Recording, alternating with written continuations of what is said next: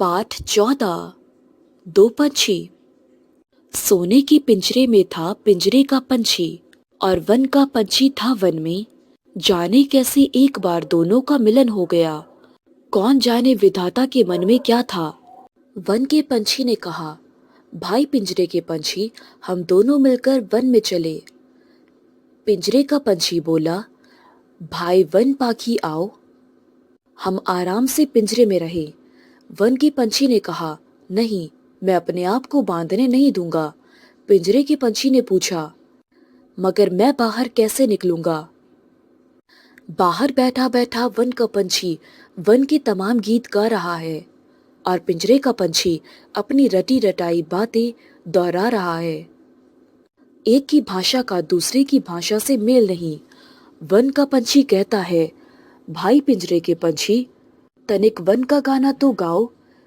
पिंजरे का पंछी कहता है, तुम पिंजरे का संगीत सीख लो। वन का पंछी कहता है, ना, मैं सिखाए पढ़ाए गीत नहीं गाना चाहता। पिंजरे का पंछी कहता है, भला मैं जंगली गीत कैसे गा सकता हूँ।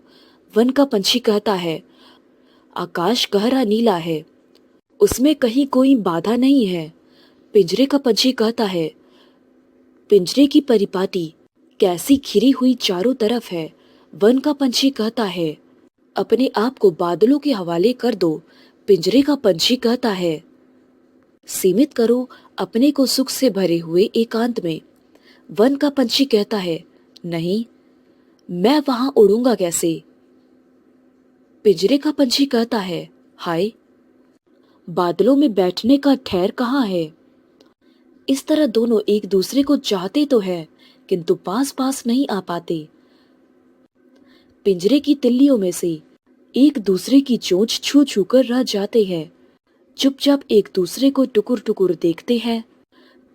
एक दूसरे को समझते नहीं हैं, ना अपने मन की बात समझा पाते हैं।